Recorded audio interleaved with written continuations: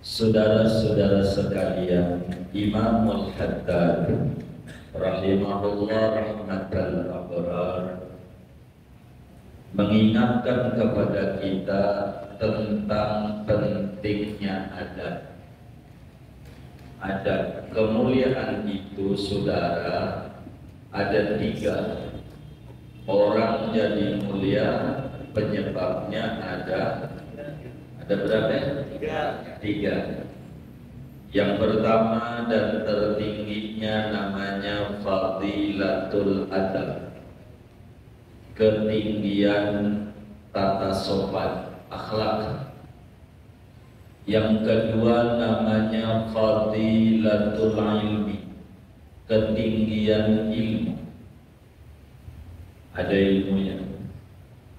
Yang ketiganya fadilatul nasab, memiliki nasab yang mulia, darahnya enggak merah, darahnya apa? Biru, darahnya biru. Ini ada 3 kemuliaan. Dari 3 kemuliaan ini, baik fadilatul adab maupun fadilatul ilmi maupun fadilatul nasab, yang tertingginya adalah Assalamualaikum warahmatullahi wabarakatuh. Bismillahirrahmanirrahim. Alhamdulillahirabbil alamin, wassalatu wassalamu ala sayyidina Muhammadin wa ala alihi wa sahbihi ajma'in. Yang terjemah halaman 131 baris ke-7. Qala al-Imam al-Haddad rahimahullah wa 'alaika bil bukuri ilal jum'ati.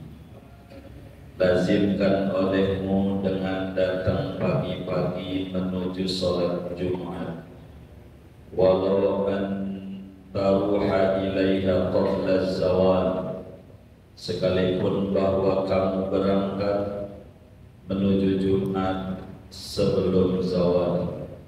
Wabil qurbi minal mimbar, dan dengan dekat daripada mimbar, wal insati lil khutbati, dan mendengarkan bagi khutbah.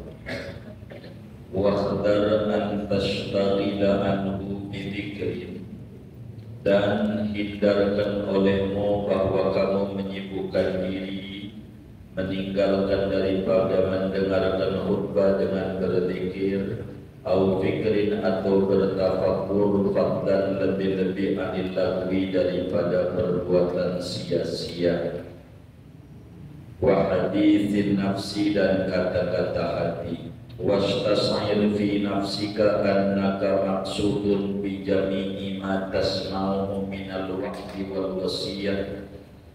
Rasakan olehmu pada hatimu bahwa kamu itu yang dituju dengan seluruh apa yang kamu dengarnya daripada nasihat wal wasiyati, dan wasiat. Wallahu a'lam bishawab. Kita bedah dulu. Saudara-saudara sekalian, Imamul Haddad rahimahullah rahmatal abrar mengingatkan kepada kita tentang pentingnya adat. Adat kemuliaan itu, saudara, ada 3. Orang jadi mulia penyebabnya ada berapa? 3. Yang pertama dan tertingginya namanya fadilatul adab, ketinggian tata sopan akhlak. Yang kedua namanya fadilatul ilmi, ketinggian ilmu, ada ilmunya. Yang ketiganya fadilatul nasab, memiliki nasab yang mulia, darahnya enggak merah, darahnya apa? biru itu. Darahnya biru. Ini ada 3 kemuliaan. Dari tiga kemuliaan ini, baik fadilatul adab maupun fadilatul ilmi maupun fadilatul nasab, yang tertingginya adalah fadilatul adab. Karena itu Rasulullah sallallahu alaihi wasallam menyatakan, innama bu'istu liutammima makarimal akhlaq. Sesungguhnya aku diutus ke muka bumi ini untuk menyempurnakan akhlakul karim. Dan Imam Haddad sebagai anak cucunya mengajarkan kepada kita dalam kitab Risalah Al-Mu'awana ini tentang adab-adab Rasulullah, adab-adab Islam sebagai umatnya Rasulullah dalam keseharian. Namanya disebut fadilatul adab. Nah, malam hari ini kita melanjutkan itu, masih berbicara adab-adab Jumat. Adab Jumat ada 2. Ada adab terkait hari Jumat. Yang kedua ada adab terkait sholat Jumat. Nah, paparan kita malam hari ini adalah adab-adab terkait sholat Jumat pada lanjutan pembahasan. Halaman berapa? 131. 131. Baris ke-6 dari atas. 6 dari atas. 131. Ini kita ngaji ini bicara adab-adab terkait sholat Jumat, bukan terkait hari Jumat. Kalau terkait hari, sama ada dia sholat Jumat atau tidak, dia perlu kerjakan. Namanya disebut adab hari. Kalau ini mau, kalau enggak sholat Jumat, enggak usah kerjakan. Karena ini mau adab terkait sholat Jumat. Dan kita ngaji malam hari ini membahas adab terkait sholat Jumat. Mana di antaranya kata Imam Haddad, wa 'alaika bil bukuri ilal Jumat. Lazimkan olehmu dengan bukur, berangkat pagi-pagi sholat Jumat. Bukur, saudara, berangkat pagi-pagi ini termasuk minas sunanil mahjuro. Apa tuh sunanil mahjuro? Ajaran Nabi yang udah banyak ditinggalin oleh umatnya. Umatnya udah banyak kagak ngerjain. Namanya disebut sunanul mahjuro. Ajaran Nabi yang umatnya udah banyak tinggalin. Mana di antara ajaran Nabi yang udah banyak enggak dipakai oleh umat? Al-bukur ilal Jum'ah, berangkat pagi-pagi sholat Jumat. Nabi menyampaikan dalam hadisnya, kata Nabi, siapa orang yang berangkat Jumat pada jam pertama, maka dia dapat ganjaran seperti ngurban unta.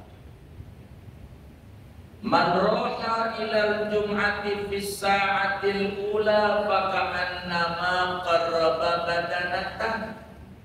Siapa orang yang berangkat Jumatnya jam pertama, maka dia dapat ganjaran ngorban unta jam pertama. Siapa orang yang berangkat Jumatnya pada jam kedua, maka sama dengan ngorban sapi. Ngorban sapi atau kebo sapi kalau jam kedua. Ngorban sapi. Siapa orang yang berangkat Jumatnya pada jam ketiga, sama dengan ngorban kambing. Ngorban kambing. Siapa orang yang berangkat Jumatnya jam keempat, sama dengan dia ngorban ayam. Ayam. Siapa orang yang berangkat Jumatnya jam kelima, sama dengan ngorban burung peri. Burung apa?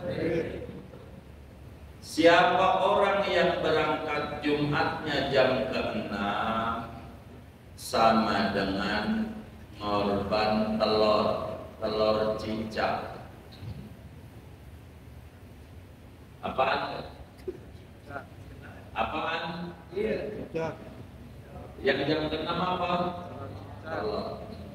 Apa itu jam pertama?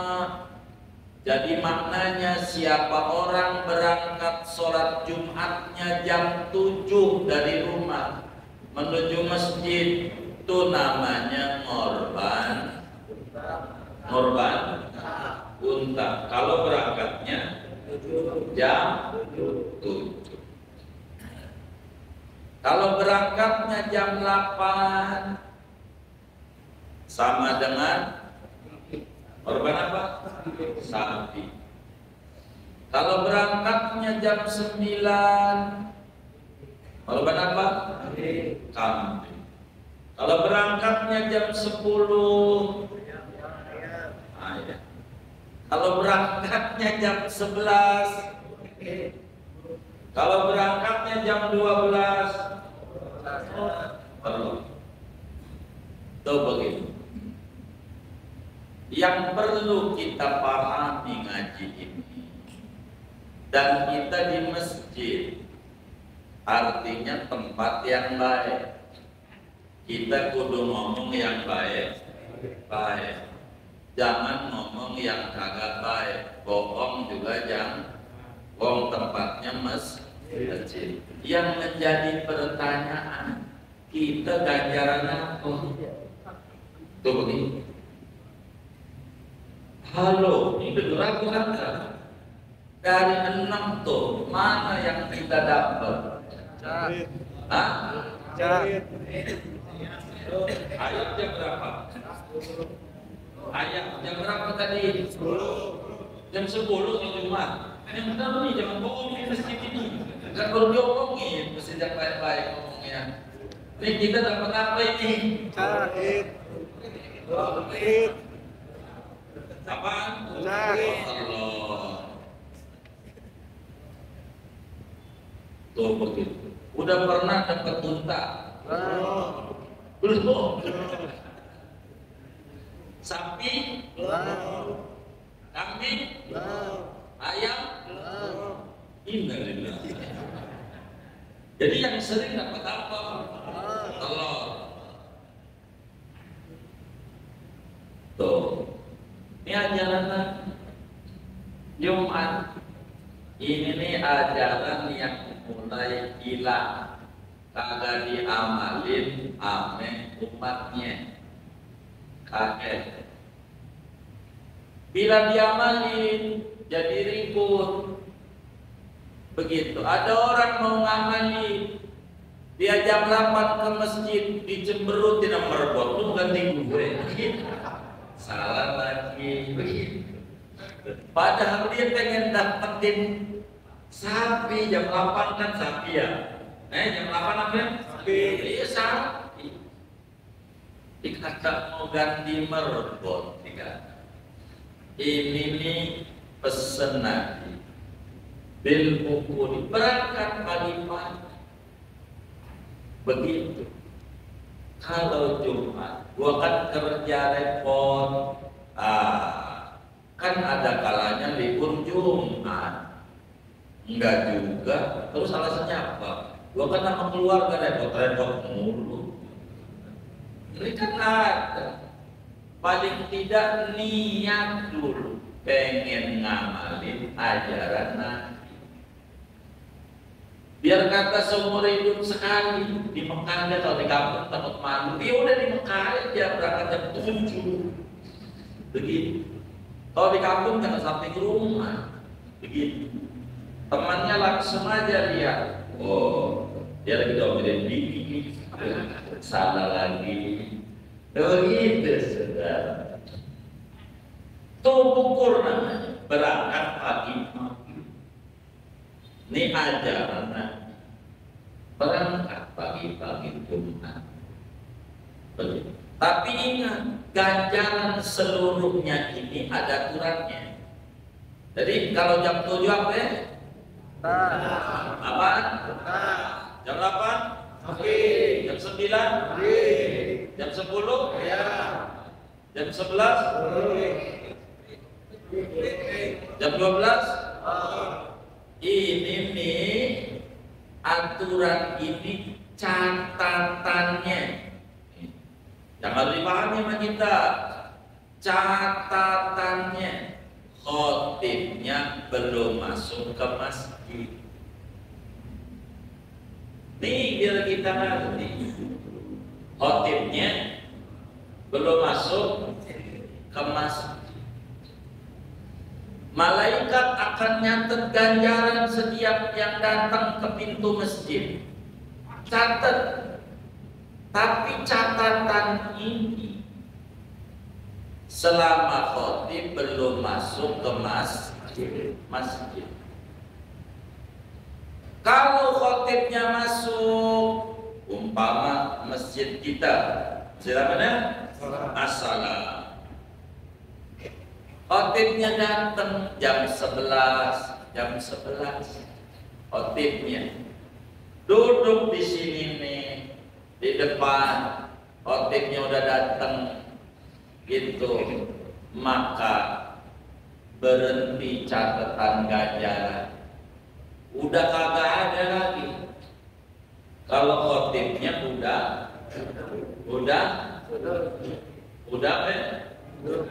masuk masjid. Udah masuk masjid jam 11, maka yang datang sesudah khotib masuk nih kagak ada ganjaran tadi. Burung perit telur juga kagak. Ini ganjaran bukan ganjaran sholat Jumat, bukan ganjaran berangkat. Kalau khotibnya duduk, makanya manajemen masjid itu dikasihlah ruang serbaguna, ruang sekretariat. Untuk apa? Untuk ngasoh khotib. Untuk apa? Ngasoh khotib. Jadi biar pengurus nggak stres. Kalau belum datang padahal khotib itu belum datang tuh ngerti. Dia ngeri orang kagak dapet ganjaran. Ganjaran apa? Ganjaran apa? Berangkat. Harus bisa bedakan nih ganjaran-ganjaran ini. Begitu.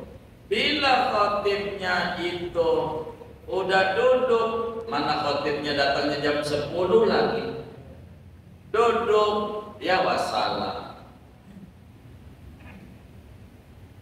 Jangan-jangan kita saban Jumat kalau dapat ganjaran duluan khotib mulu masuknya. Jangan-jangan. Benar nggak? Begitu. Makanya kasih tempat dia. Lu duduk di sini, mau datang jam 9 jadi tenang, pengurus juga. Datang jam 10 tenang juga tuh pengurus. Kayak begitu. Jadi biar tenang. Dan khotib juga enak, ada tempat ngasuhnya. Kalau khotibnya nongkrong di depan masjid, ngopi aja khotibnya, begitu. Tuh yang rumahnya dekat masjid jadi salah lagi. Kata bininya, "Bang, apaan sih cerewet banget panggil kamu? Jumat." "Oh no, khotibnya jadi dulu tuh nongkrong." "Justru khotibnya nungguin lo." Betul nggak? Khotibnya nungguin kita. Dia nungguin. Khotib tuh bagusnya masuk masjid tuh sesudah menjelang adzan. Cuman kalau khotibnya datangnya telat, pusar pengurus masjid itu kalau udah Jumat, jantungnya udah dasar, bener nggak? Gitu. Dan ada gitu. Maka ini haruslah ada tempat buat ngaso. Dia bakal datang nih khotib nongol saat adzan kedua. Adzan kedua nih, innallaha malaikatahu. Allah malaikat apa dipanggil tuh muadzin kedua. Khotib keluar tuh dari tempat istirahatnya langsung menuju mimbar. Tuh begitu tuh aturan Jumat. Jadi di depan juga rapi, nggak ada kosong. Tiap ini bakal maju atu-atu, udah rapi. Lagi juga kotak amal nggak bakal berhenti, kan penuh orangnya, benar nggak? Rapi, nggak ada yang bakal, karena khotibnya duduk di sop awal maju jadi imam, kan kosong, maju lagi, belum rapi-rapi barisan. Jadi khotibnya dikasih tempat, tuh namanya manajemen masjid.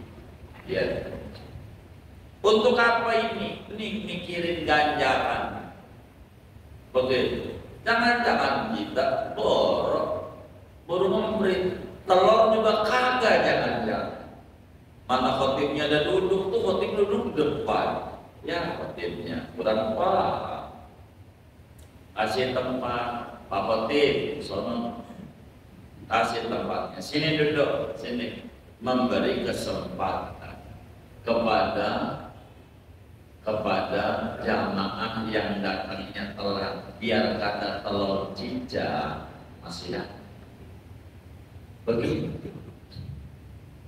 Paham nggak? Ini harus kita mengerti aturan Jumat. Ini Pak berangkat. Kalau khotibnya duduk jam 11, wassalam. Begitu wassalam, repot. Di kita kendala. Di kita. Jadi ribet. Terus jam 11 duduk, mana kita datangnya tanggal 12, ya nggak dapat. Bukunya udah ditutup. Buku catatan apa?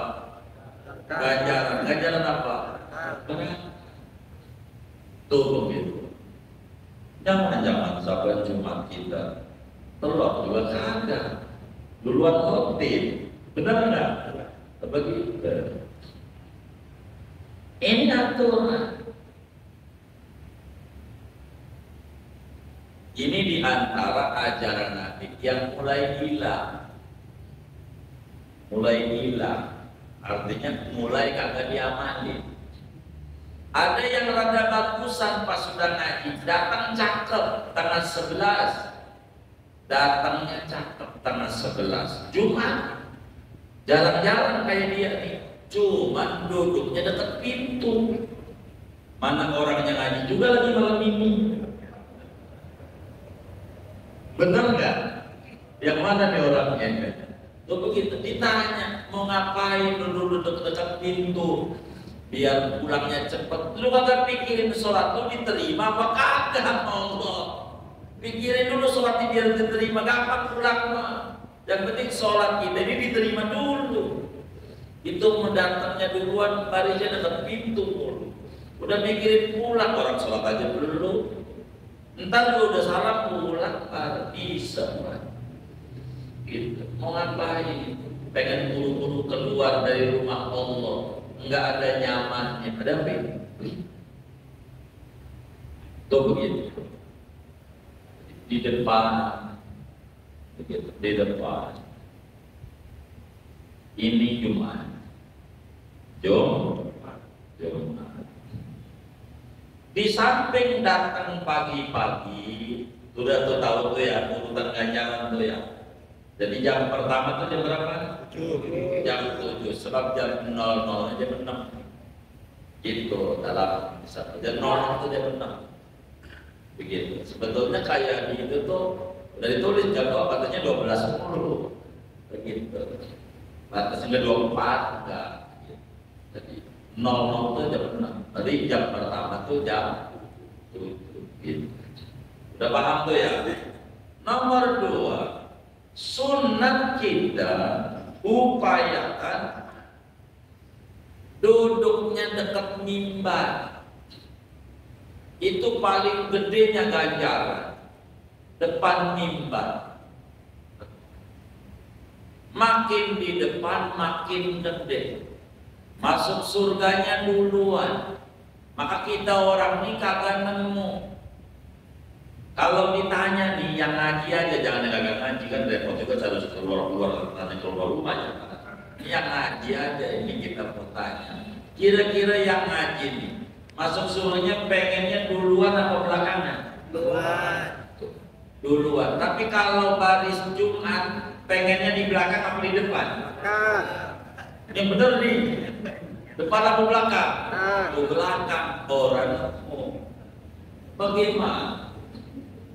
Namanya di belakang. Kalau di belakang berarti masuk surganya belakang. Begitu. Depan enggak apa. Dekat mimbar paling gede ganjaran. Dekat mimbar. Bagus. Makin dekat mimbar makin gede ganjaran. Kita lihat nih Jumat besok ini keselasan nih. Siapa ini Muhammad kalau kagak bisa training ngaji nih. Kagak benar juga ini. Nanti kita lihat ini besok Jumat ini. Ya salah benar enggak? Begitu.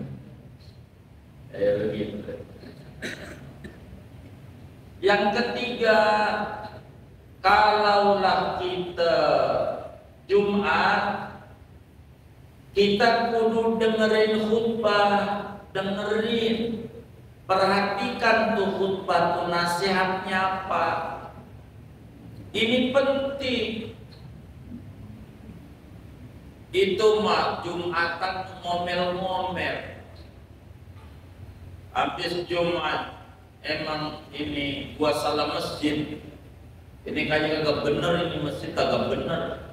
Emang apa? Khutbah sekali, bukan sekali dulunya tidur. Bener nggak? Tidur. Kata teman kita, tidur yang paling nikmat saat khotib lagi khutbah. Setuju nggak? Tuh siapa yang bilang setuju? Tuh begitu. Nggak bener ini. Dengerin tuh khutbah tuh, nasihat-nasihatnya perhatikan. Rukunnya khutbah pertama ada alhamdulillah, ada sholawat enggak, ada wasiat takwa enggak, ada ayat Quran enggak. Khutbah keduanya ada alhamdulillah, ada sholawat enggak, ada wasiat takwa enggak, ada doa buat kaum mukminin berbahasa Arab enggak. Begitu. Ini pokok. Dengerin. Perhatikan.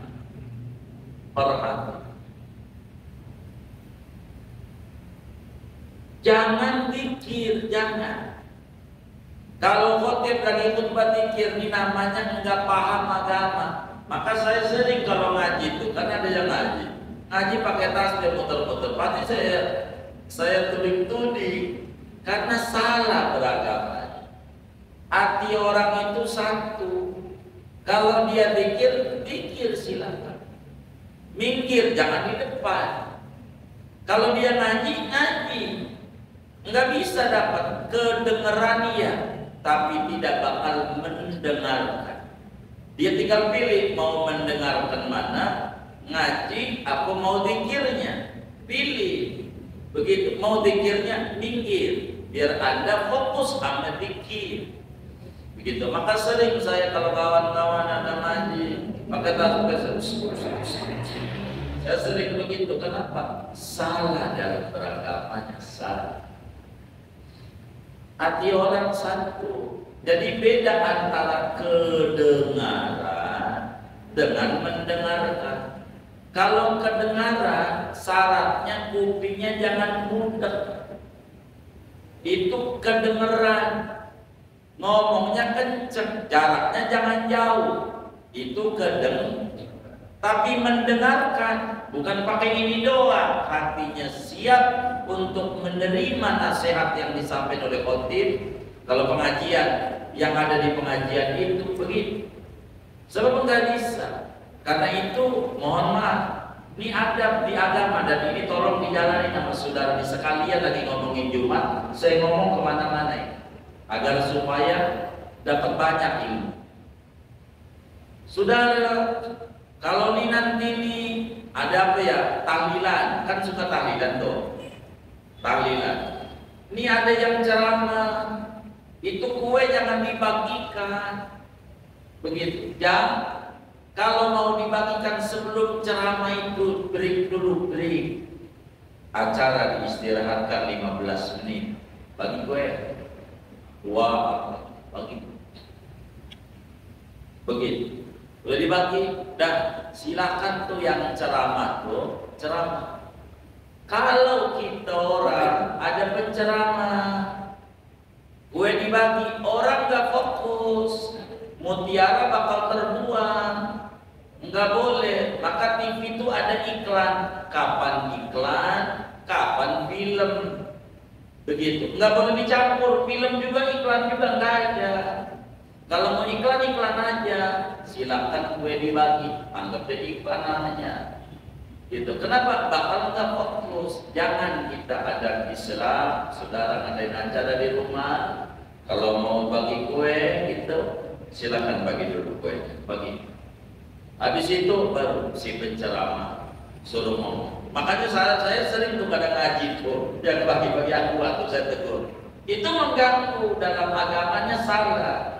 Jadi saudara ini nggak bakal perhatiin pelajar ngelihat yang ngasih minuman, apalagi saudara kelewat, dan gua kelihatan yang dasar dia mau sentimen, wah ada aja, jadi kagak bakalan macem-macem. Itu mengganggu. Kalau mau bagi dulu, begitu.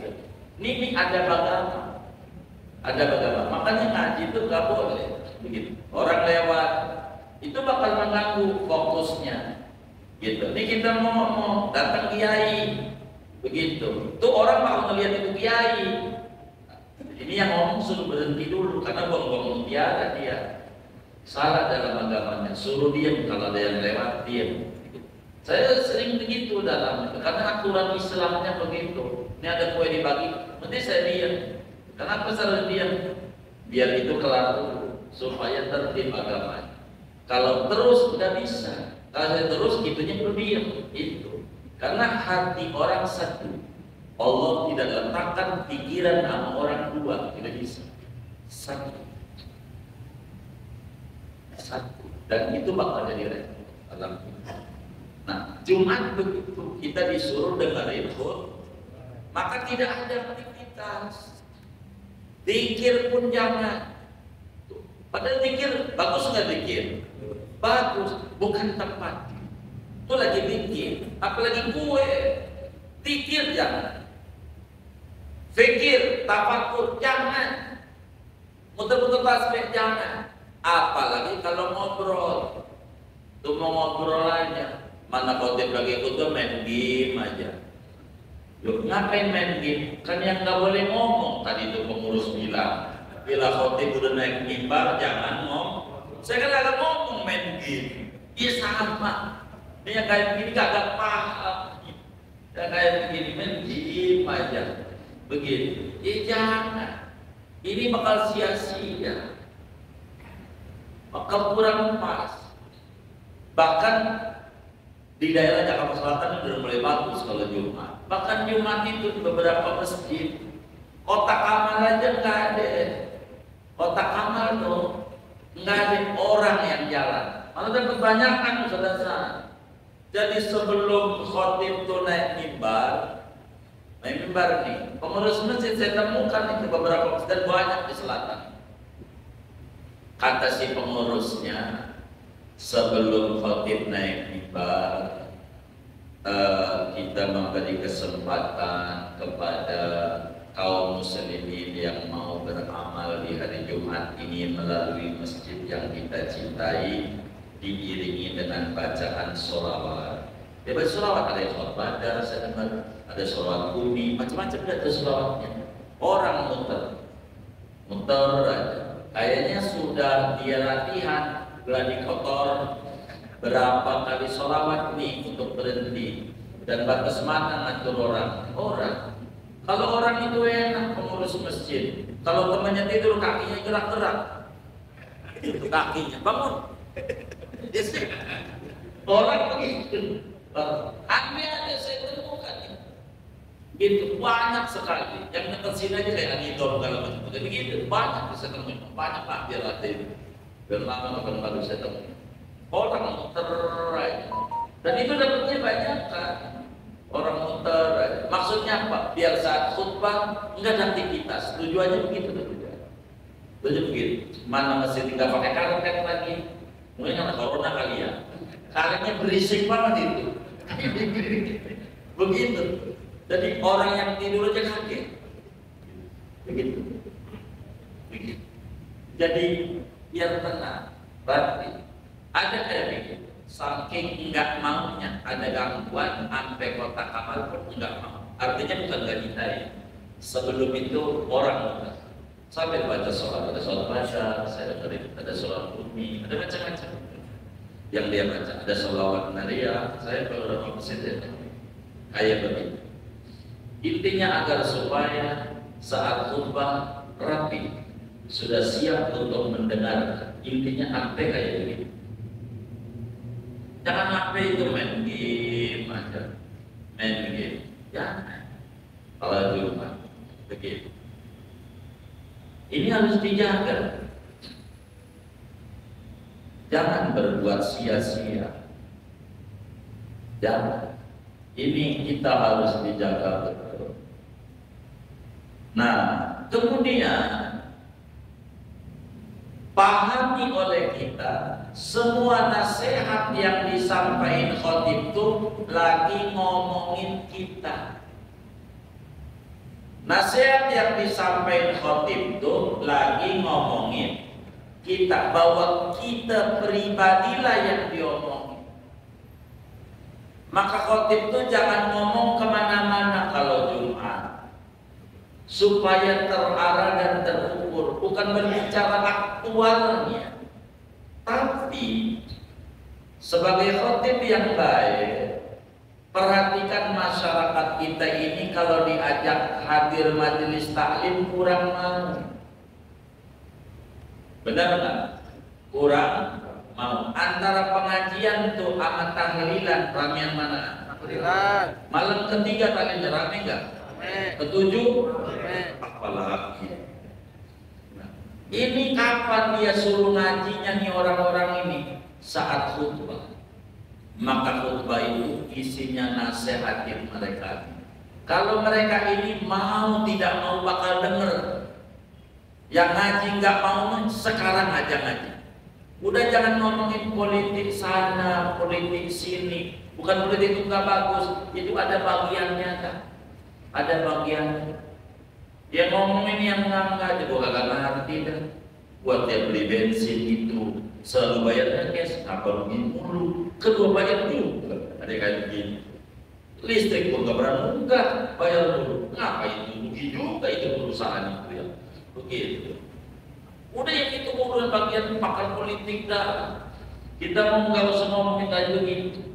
Ini nasihatin orang biar dekat dengan Allah, biar dia hormat sama orang tua, biar dekat dengan Rasulullah. Pakai poin aja, nasihatin begitu orang. Ini penting supaya apa?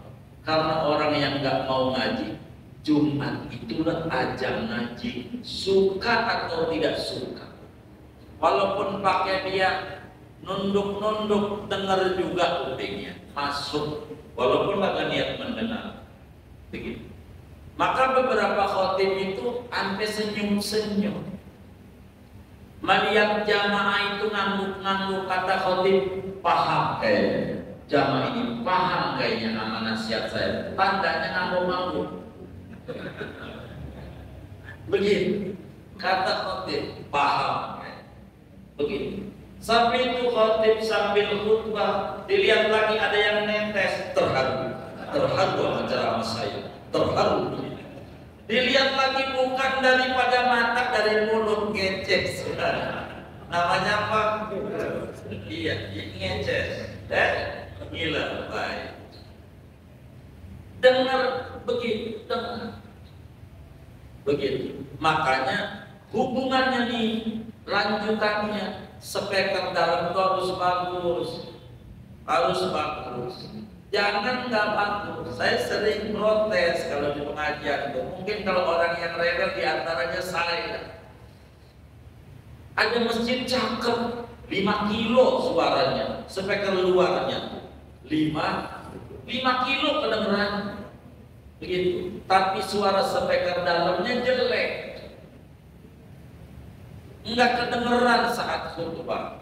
Ini namanya keliru. Justru yang dinasehatin ini yang di dalam. Itu ada kejadian begini. Itu suami pulang Jumat, kata bininya, subhanallah, tadi khotib itu siapa? Kata bini, khotib itu siapa? Loh, lu sholat apa kagak? Ini kata si bininya. Kata lakinya balik lagi, emang apa? Nasihatnya cakep banget itu nasihat.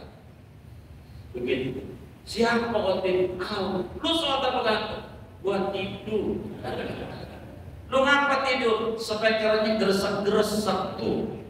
Jadi nyalain speaker. Kalau speakernya mohon maaf, dangdutan. Pernah nggak ada orang yang di dangdutan tuh tidur? Ada nggak? Kenapa? Bagus speakernya. Begitu. Bener nggak? Jangan aktif speakernya, nggak bagus. Saya tuh paling protes, speaker luar ini bagus, cakep buat adzan, tapi buat khutbah speaker dalam. Jangan speaker luar khutbah.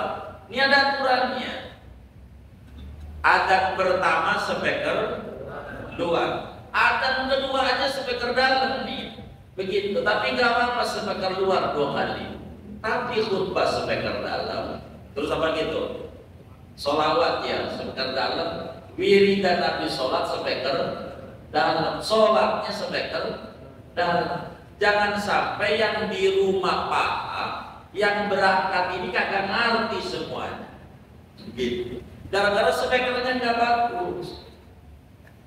Perhatikan yang sholat Jumat ini, biar dia dengar. Kalau speakernya nyari, mau merem juga kagak bisa. Begitu. Contohnya di dangdutan, kagak bisa karena dum-dumnya itu kayak begitu. Maka nggak ada yang tidur. Ada speaker ini perlu yang bagus, speaker bagus. Kedengeran, kalau kedengeran enggak ngantuk. Enggak begitu. Kayak ngaji. Saya bersyukur sama Masjid As-Salam nih. Ngaji pakai kursi. Ini buat apa? Ada ngaji. Jadi kalau kawan kita ngantuk kan kelihatan. Benar nggak saudara? Nah kalau duduk kan kelihatan yang di belakang. Tuh, begitu. Kalau ini kelihatan, jadi enak ngaji. Begitu. Ada ilmu aja yang biasanya tidak. Itu diatur oleh semua. Jadi kita harus tahu bahwa kita yang dinasihati oleh khotib bukan tangan kita. Daripada kita ngomongin penguasa, lah penguasanya kagak denger, orang kagak ada, semua yang sholat karyawan semuanya. Dia aja bagaimana jadi karyawan yang baik, karyawan yang bersyukur. Jadi penasihat, namanya pencerahan. Bagi orang yang demen ngaji dapat ilmu tuh dari situ. Gitu. Dari situ, karena nerangin fikih tidak bisa dalam khutbah, karena panjang, khutbah bentar. Nasihat secuil yang gampang dia cerna, biar dia paham. Ini yang paling penting dalam khutbah. Pahami nasihat itu untuk kita, nasihat untuk kita. Jadi sehingga kita masuk. Jangan kayak ngaji begini nih yang kita komentar teman kita berangkat, itu mau berangkat siang-siang, lu jadi kita aja kagak. Jadi kita dulu yang ngomong. Jadi biar ilmu itu masuk sama diri kita. Ini juga diatur. Anda bisa, Anda tidak bisa begitu. Tidak bisa. Saya kalau mau itu seringkali bagi-bagi duit kalau ceramah maulid. Kenapa? Di depan saya bocah-bocah, ini lari-lari mulu mengganggu. Bagi duit saya pakai tanya jawab, anaknya Nabi berapa? Untuk apa? Untuk diam-diam. Karena nasihat tidak bakalan masuk sama yang lain, apalagi dari kanan dari kiri. Orang bakal ngelihat itu siapa. Itu kagak dengerin nasihat, dilihatin bocah. Ini mengganggu, maka saya sering begitu. Apalagi kayak sekarang Muharram, santunan yatim. Bisa dicek saya jarang ceramah tentang betapa pilunya jadi yatim. Jarang. Kenapa jarang? Repot. Yang di depan kita anak yatim, yang di depan kita. Kalau saya ngomongin nggak enak, nggak punya bapak, dia nangis, saya dosa. Begitu. Anak yatim ini bagi dulu, udah dibagi, suruh pulang. Ini yang dewasa-dewasa nih, kita nasihatin yang kaya-kaya, biar berbuat kayak begini nih, begitu. Ini repot nasihatin, ngomongin aduh, nggak ada bapak tuh nggak enak, nangis dia ingat bapaknya. Nah kita nangisin yatim, kan repot. Begitu, repot. Jadi nggak bisa, pada niat kita supaya orang yang dewasa ini perhatian sama yatim. Orangnya ada dia nangis, kendala. Jadi harus kita muqtadul hal dan muqtadul maqal. Berbicara ini diri supaya bisa dipahami. Begitu. Biar kita mengerti aturan-aturan yang ada. Begitu, supaya jelas ada. Karena itu kata Imam Haddad, wastash'ir fi nafsika annaka maqsudun bi jami'i ma tasma'u minal wa'di wal wasiyah. Anggapin oleh dirimu, perasaanmu adalah yang lagi diomongin dari nasihat khotib Jumat itu. Khotib Jumat. Maka khotib itu yang selaras. Dan jangan terkagum-kagum dulu. Ada bocah nangis waktu dia khutbah.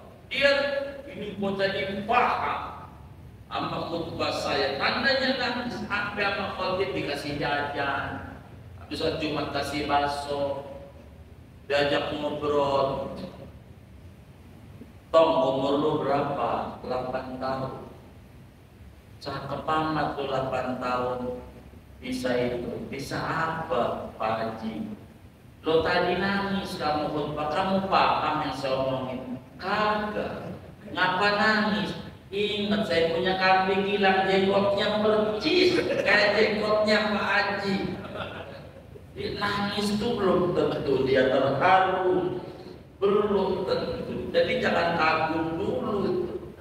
Ketika ada orang nangis, lihat dulu, dia ingat ambenya hilang, jenggotnya percis putihnya, apa jenggot khotib. Jadi dia sedih. Bukan karena materi khutbahnya agak paham. Kata dia khotib, innalillahi, gua udah bebas lagi. Begitu. Jadi kita kudu paham. Jadi setiap ada nasihat, yakini kita yang dinasehati, kita yang dinasehati. Itu agar supaya apa? Supaya ilmu masuk ke dalam hati kita. Apa yang diomongin oleh khotib Jumat itu. Ini di antara adab-adab Jumat, adab-adab begitu. Ini penting adab-adab ini supaya kita jaga betul. Lalu apa adab sesudah sholat Jumat? Kayaknya nggak usah menemui dah, ya kan? Nanti aja sesudah sholat Jumat ngapain muslim? Apa yang diatur oleh Nabi? Nanti Imam Haddad ajarin wiridnya apa, zikirnya apa. Ini nanti ada. Ala kulli hal muslim harus jalanin pelan-pelan adab-adab agama terkait dengan sholat Jumat. Adapun adab terkait dengan hari pertemuan sebelumnya dijelaskan, suruh baca kahfi, banyakin baca sholawat, bersedekah di hari Jumat. Itu adab-adab hari Jumat, bukan adab-adab sholat Jumat. Jadi berbeda dan masih ada aturan-aturan adab-adab sesudah kita sholat Jumat. Nanti bakal diatur oleh yai kita pada pertemuan mendatang. Ada yang ditanya mungkin dari materi ini atau di luarnya, sebelum doa dipersilakan. Allah.